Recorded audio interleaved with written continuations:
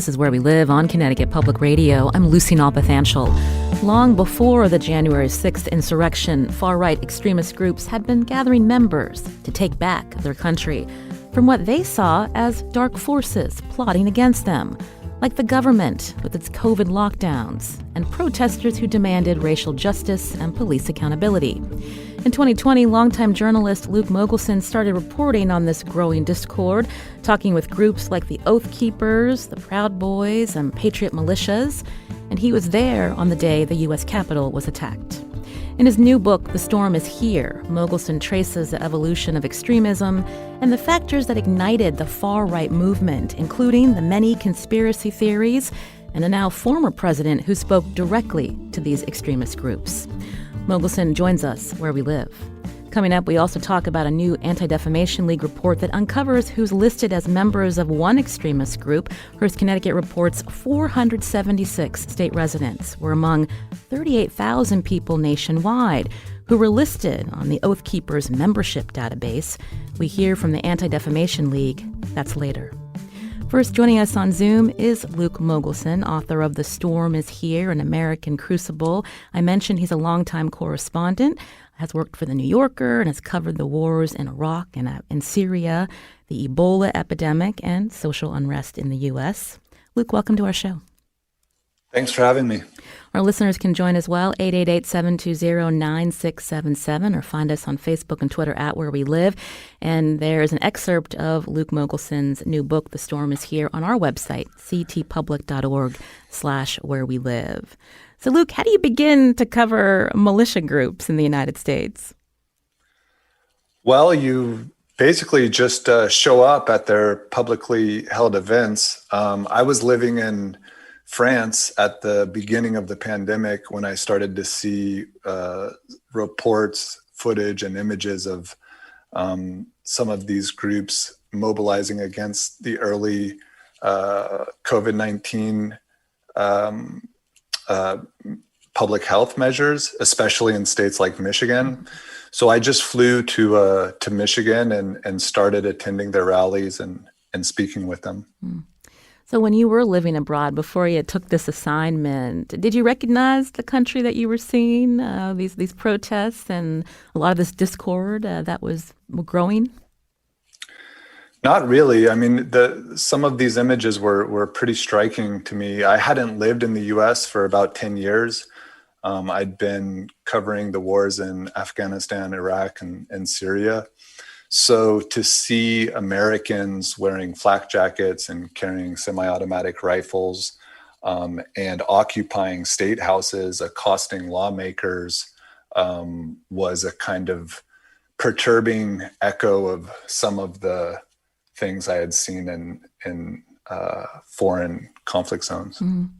That's interesting when you think about your transition from reporting in conflict zones, whether Afghanistan, Iraq, Syria, thinking about the grievances of the people on the ground there, and then contrasting it with what these extremist groups were upset about. Can you talk about that? Sure. I mean, in almost every civil war that I've covered, the participants, the combatants, and the men willing to kill and be killed for their cause genuinely have real grievances and injuries that they either want to avenge or remedy. And a lot of them even have the scars to prove it, or have lost family members, or have lost their villages or homes, or have been imprisoned by dictatorial governments. In contrast, the far right in the U.S. is almost entirely galvanized and animated by fictional villains and antagonists who have been fabricated whole cloth by purveyors of conspiracy theories and politicians who promote nativist ideologies. Mm-hmm. Before I ask you about what it was like to go to these events by these Michigan militias, I'm wondering if you can define for us when we talk about far right extremist groups in the U.S. Are they all white supremacists? Are they all anti-government? Talk through when we see the overlaps here, and what are some of the other causes that bring them to these organizations? Well, they're certainly all anti-government by any reasonable description of that term. I wouldn't classify them all as white supremacists. I mean, you can even find Black Proud Boys, for example.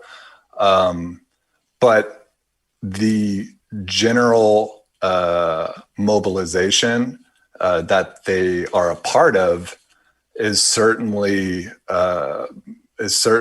energized and led by people who are white supremacists, anti-Semites, and also who subscribe to ideologies that are pretty clearly anti-immigrant, anti-LGBTQ, anti-Semitic, etc.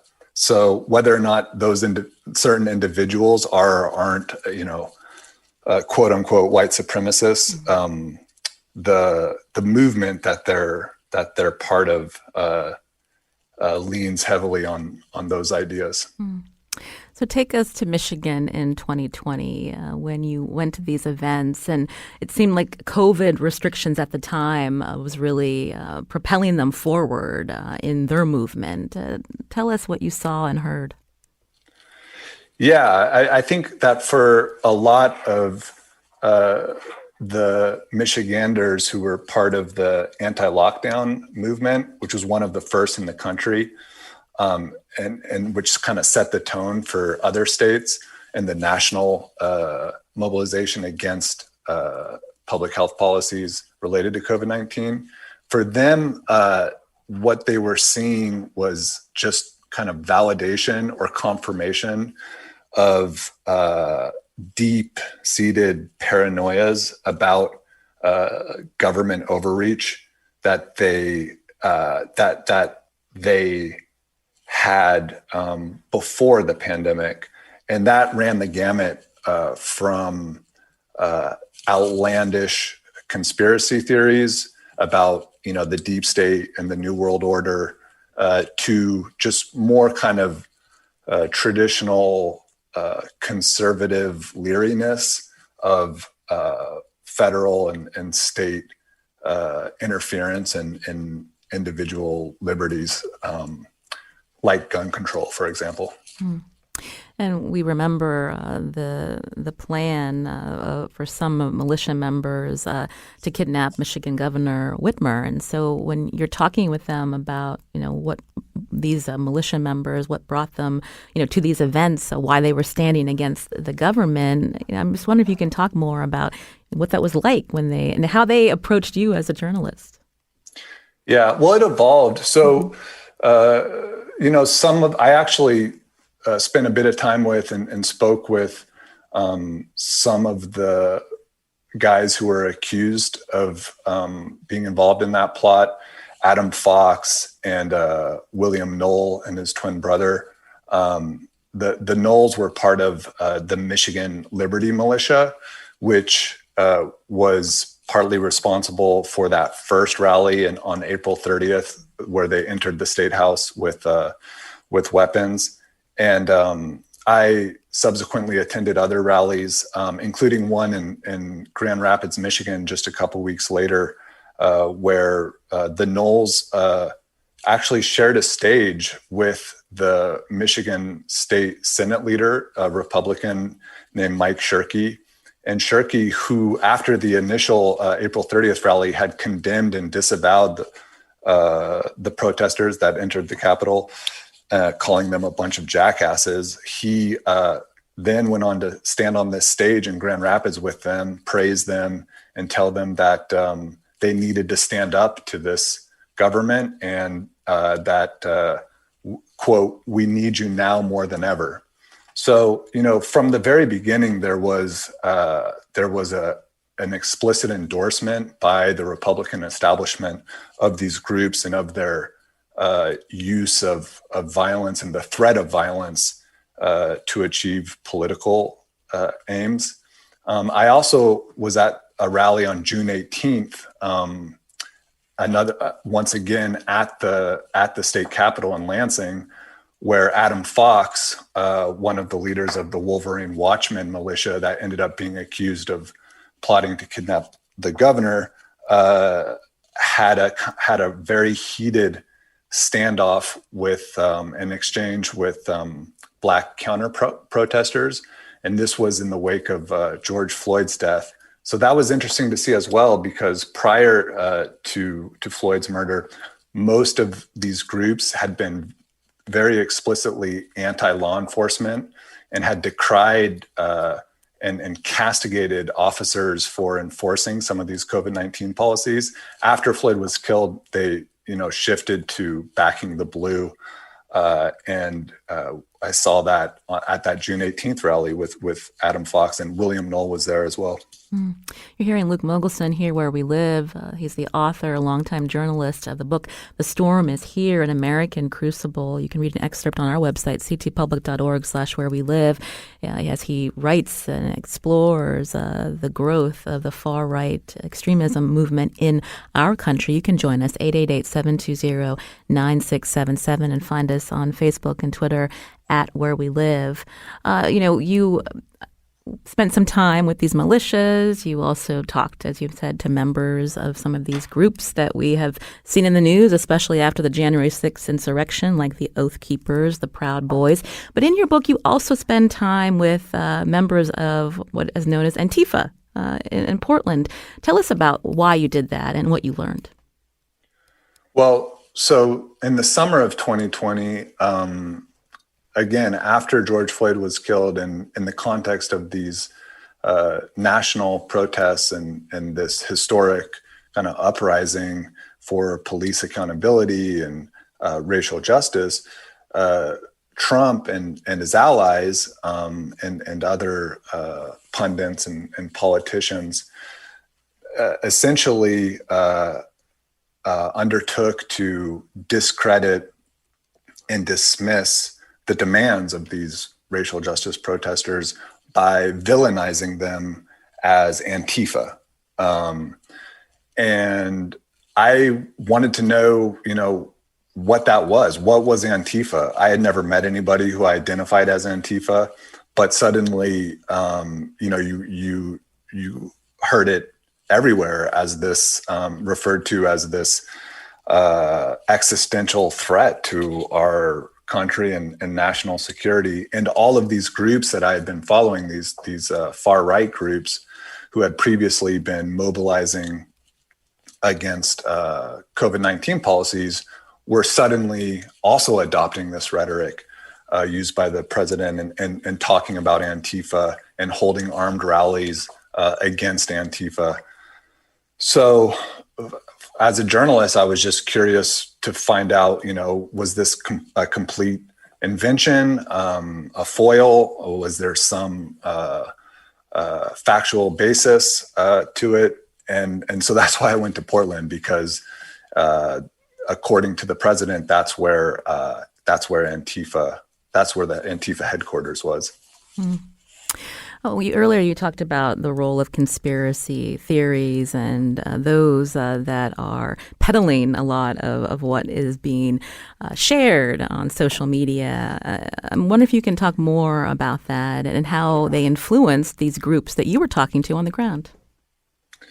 Yeah, key to this movement and the energy behind this movement, which is real and intense and can be very effectively weaponized by people in power, as we saw on January 6th, is a sense of victimhood and persecution, and a genuine emotional experience of being oppressed and constantly being threatened by pernicious, all-powerful forces. So given the fact that most of these people aren't actually oppressed or persecuted and have historically, even been privileged in our society compared to other demographics. Given all of that, they have to invent sources of oppression, and that's where conspiracy theories come in handy to provide these kind of these fictional villains that allow the far right both to identify as victims and to justify their militancy. There's also a lot of Nazi language that's used by some of these followers, especially when we talk about the early days of the pandemic and how you describe them as the anti-lockdowners who use this kind of language. And I'm wondering if you can, unpack that for us as well. Sorry, I lost you for 1 second. Who use what kind of language? A lot of, mention of Nazis and Nazism by some of these members, especially in the early days of the pandemic. And you would use the term the anti-lockdowners that use this language. I'm wondering if you can unpack that for us. Right. Well, it's kind of complicated because there were reports early on of, swastikas and Nazi iconography at some of these anti-lockdown events. And what I found was that was true, but they weren't employed as tributes to Nazism. It was more that the anti-lockdowners were accusing the Democratic governor and other proponents of COVID-19 health policies of being Nazis. So they saw themselves as victims in the same way that Jewish people were victims of the Third Reich. And obviously that kind of equivalence is its own kind of anti-Semitism.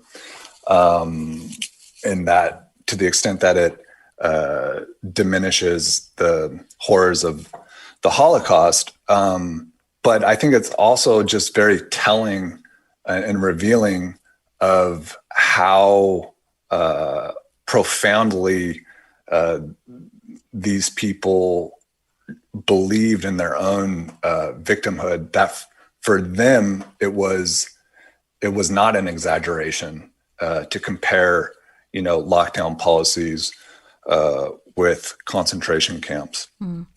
There was a point that you raised in the book that I wanted to highlight. To that point, Luke, when we think about how they feel that they are victims, but at the same time, some of those members telling you, we're here for everybody. But, during the George W. Bush administration, these militias were fairly quiet during a time when the administration infringed on personal liberties. Can you tell us more there? Well, exactly. And that's simply because I think the targets of that historic government overreach, surveillance, et cetera, were Muslims and immigrants.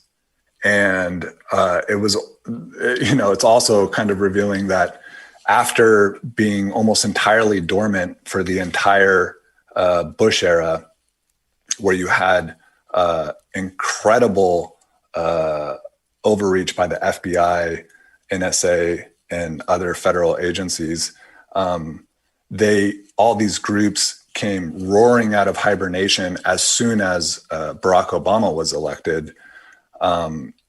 And although it was under the pretext of fearing that their guns would be taken away, it's important to remember that a vast majority of them believe that he wasn't an American citizen, and B, that he was a Muslim.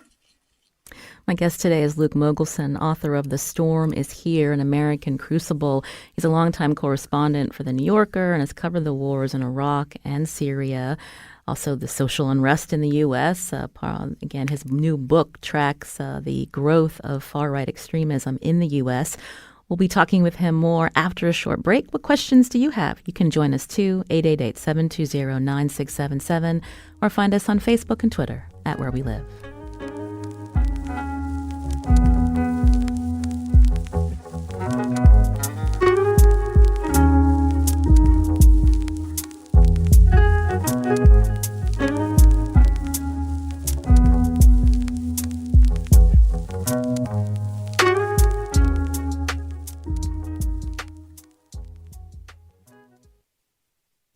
This is Where We Live on Connecticut Public. I'm Lucy Nalpathanchel. My guest is journalist Luke Mogelson.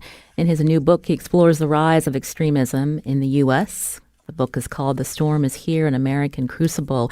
He takes us first to Michigan, where militias and others protested against COVID restrictions, and then traces the factors that led to the January 6th attack on the U.S. Capitol. He was there. Part of his book looks at why conspiracy theories have become so prominent on the far right, and Mogelson talks to militia members and groups like the Oath Keepers and Proud Boys. He writes they are all working towards a common aim of protecting America against the forces they see trying to deprive them. And as he pointed out in the last segment, the irony that this sense of victimhood is coming from the most privileged in our society. Luke is with us here on Zoom.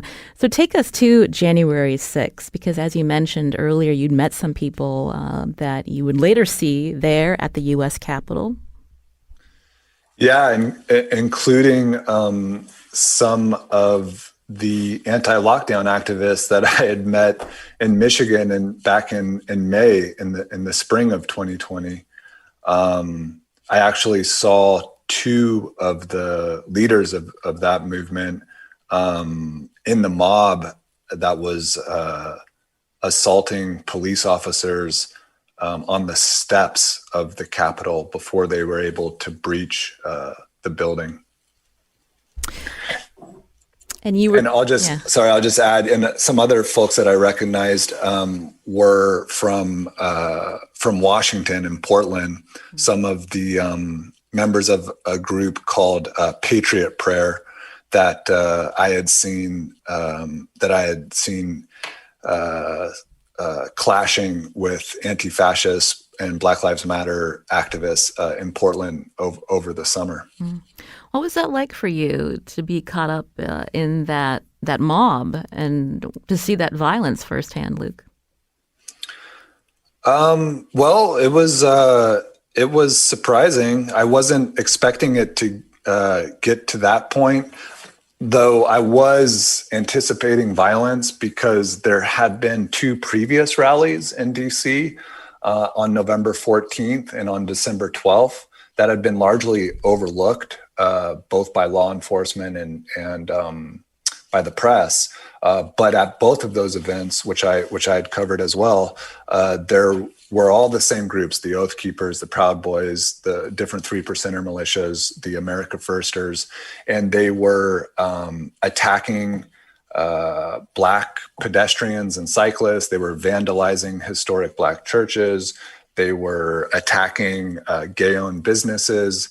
And the rage had been, just mounting and mounting.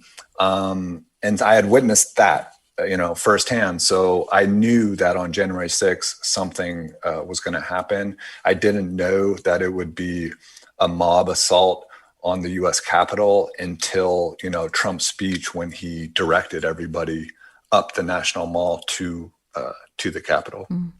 So you were tear gassed at the Capitol. How did you keep going?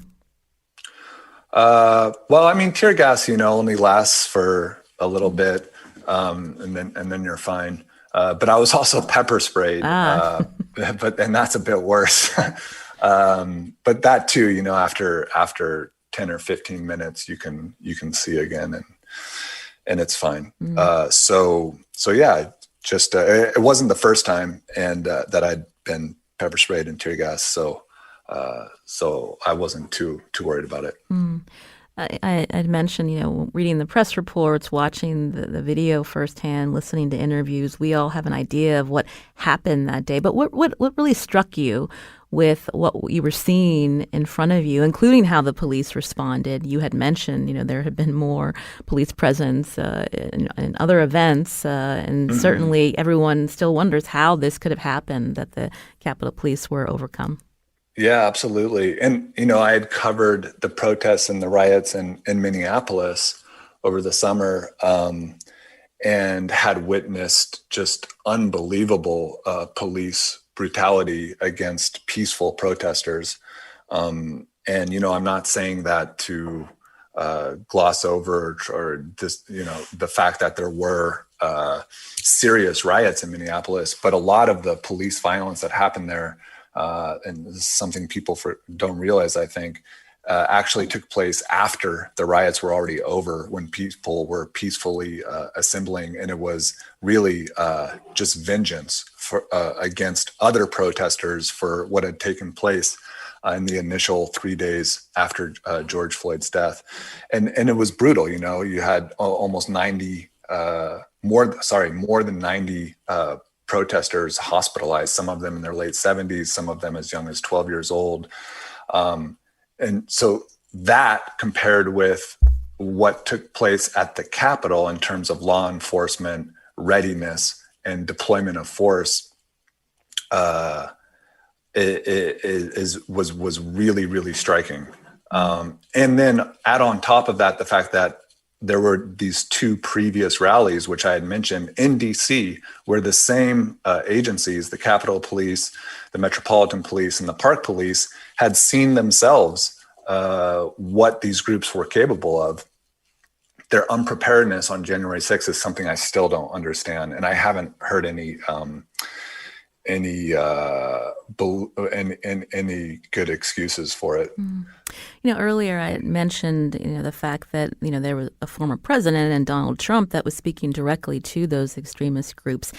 Can you talk more about that and the ways that Donald Trump communicated and how you saw these members, when you were talking with them, respond? Yeah, he has an uncanny ability to electrify these audiences. And I'm not, to be honest, entirely sure what it is, because I've attended his speeches and rallies, and I find them to be pretty disjointed and incoherent and not especially moving or inspiring. I don't think he's a very talented orator.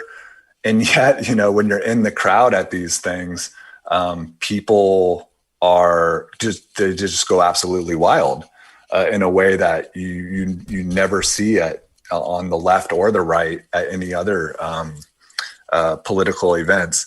So, there was one moment in particular, which is a pretty good example of this, on January 6th, when he was giving his speech from the Ellipse. Mm-hmm. I was in the crowd on the National Mall watching him, and there was this very palpable sense of suspense and expectation, because nobody really knew what he was going to say, if he was really going to go through with it and tell them, to do something. So when there was a moment in his speech when he started to go over some of the allegations about fraud in Georgia and Wisconsin and Arizona, and you could kind of feel people getting a little bored with it, because we'd just come out of 2 months of this, and they were all familiar with the theories. And I think, he has such a good sense for what his followers are feeling and thinking, and that he seemed to be aware of that, their restlessness, and he kind of cut himself short and then just dismissed all of these allegations, which he was supposed to go through in detail, I think, as BS, though he said the expletive himself.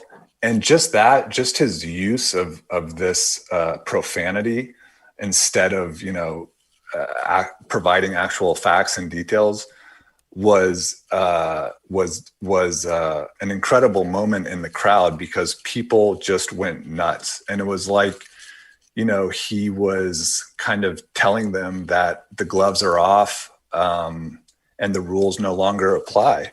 Mm-hmm. And even in your book, again, Luke Mogelson, my guest, author of The Storm, is here. You talk about the way he would use symbols even to communicate, whether it was that speech, I believe, on the 4th of July in Mount Rushmore, to standing in D.C. in front of that church after a peaceful protest was broken up, holding a Bible.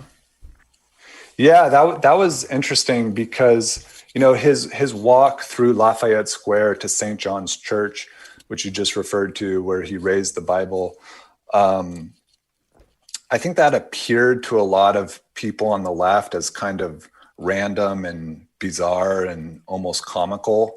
But to people on the right, and especially the religious right, it was an obvious signal of solidarity to them. And you have to remember, this was happening in the context of the George Floyd protests and this uprising among much of the country for racial justice and these urgent demands that this issue of police violence and systemic racism be addressed.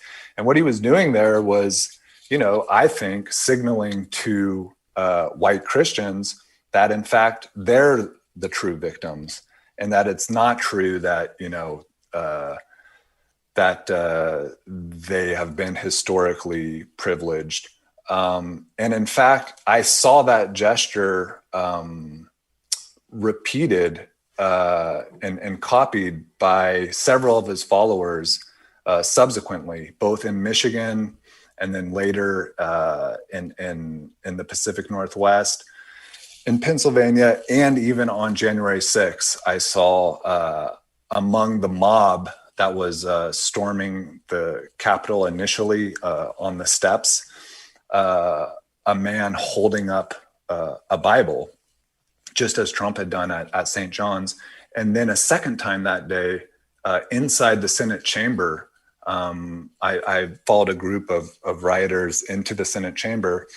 And at one point, one of them, went behind the vice president's desk on the dais and found a Bible and held it up and had his picture taken by his fellow rioters, exactly as Trump had done in front of St. John's over the summer for photographers and journalists. When we read your book, and again, readers can get an excerpt at our website, ctpublic.org/wherewelive, you do explore the possibility that our country is on the brink of a civil war, but it would be a war fueled by delusion. Can you describe more by what you mean there?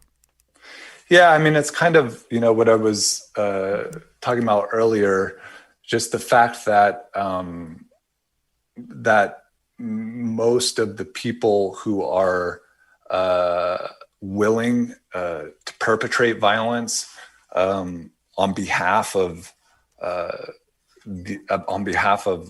Trump and his allies, the most kind of extreme of the far right, they really are motivated by conspiracy theories.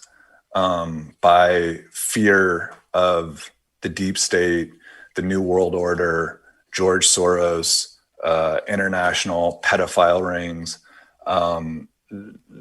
So that's something that I have never witnessed before abroad. I've reported on wars in Iraq, Afghanistan, Syria, and Ukraine, and I've never seen a popular militarized mobilization and uprising among citizens based entirely on invented threats and grievances. Mm. And when we think about invented threats and grievances, the conspiracy theorists that are embraced by some of these groups, look no further than Alex Jones, Luke. Absolutely. Yeah, which you all are unfortunately more familiar with than most of the country. That's right, with Alex Jones being on trial here in Connecticut, related to how his theories impacted the families of the Sandy Hook tragedy about a decade ago this December. Now, I wanted to play a clip because we know, Luke, just 2 weeks ago, President Biden spoke out against these extremist groups, but he also made a point to state that these groups do not represent all Republicans. Let's hear that clip. Donald Trump and the MAGA Republicans represent an extremism that threatens the very foundations of our republic. Now, I want to be very clear up front. Not every Republican, not even the majority of Republicans are MAGA Republicans. Not every Republican embraces their extreme ideology. I know, because I've been able to work with these mainstream Republicans. But there's no question that the Republican Party today is dominated, driven, and intimidated by Donald Trump and the MAGA Republicans. And that is a threat to this country. Luke, what did you make of that speech and what President Biden was communicating there? Yeah, I think it's a fair assessment of the situation, especially the last part in which, the president points out that however prevalent they are numerically, these extremists and conspiracy theorists, they exercise an outsized influence on the right and on conservatives. And I saw that firsthand with Alex Jones at the Million MAGA March on November 14th, where you had tens of thousands of Trump supporters from all over the country, all walks of life. The vast majority, by no means extreme or openly adhering to racist, anti-Semitic ideologies or belonging to any of those groups. And the event was supposed to be an organized march from Freedom Plaza to the Supreme Court up Pennsylvania Avenue. And everybody had packed into Freedom Plaza early in the day to hear a roster of speakers. And Alex Jones was there, but he was not one of those speakers. However, as usual, he had a powerful bullhorn and he stood up on a planter box and he began, ranting and raving as he does about the New World Order, about, Biden being a secret communist agent, et cetera. And just his volume and his the kind of energy that he projected attracted a larger and larger crowd until there were more people listening to Alex Jones than the scheduled speakers. And finally, at one point, while he was competing basically with the people speaking through the PA system, he announced through his bullhorn that the march was beginning now, even though it wasn't supposed to begin for another hour or so. Mm. He got down and he started walking up Pennsylvania Avenue towards the Supreme Court, and everybody followed him. And it was Alex Jones, accompanied by a security contingent of Proud Boys, including Enrique Tarrio, the national chairman of the Proud Boys, who led the Million MAGA March from Freedom Plaza to the Supreme Court. At the Supreme Court, he commandeered the podium and mic that had been set up there for the scheduled speakers, again started talking about the New World Order to a crowd that now extended into the U.S. Capitol grounds. He was then followed by half a dozen members of Congress, Republican members of Congress, led by Louis Gohmert from Texas, who essentially echoed and endorsed the kind of paranoid rhetoric that Alex Jones had been espousing. So, there you had, in a very compressed physical space and period of time, Alex Jones and the Proud Boys taking over a gathering of right-wing and Republican Americans. This is Where We Live on Connecticut Public. My guest today, Luke Mogelson, author of the new book, The Storm is Here, An American Crucible. Now, we're talking with him in the same week that 4 men were convicted on felony counts of assaulting or impeding police officers on January 6th. The Washington Post reports one of the men was Patrick McAfee III of Ridgefield, Connecticut. He used a riot shield to pin a D.C. police officer to the Capitol's tunnel door. And of the 4 men convicted on Tuesday, the judge found that only McAfee was trying to stop the counting of votes, based on comments he made to friends and to police. After the break, we're going to talk to the Anti-Defamation League, Center on Extremism, about its report on data showing the names of Americans listed on membership rolls to the far-right extremist group, the Oath Keepers, including law enforcement and members of the military. You can join us. Find us on Facebook and Twitter at Where We Live.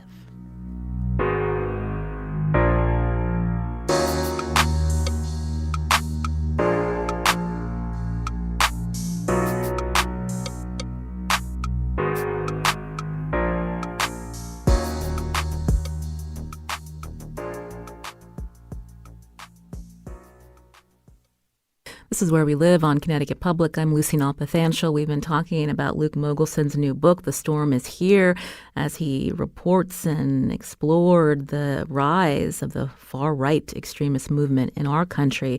Now, Hearst, Connecticut reported recently on analysis from the Anti-Defamation League of leaked data that show membership to the far-right extremist group, the Oath Keepers.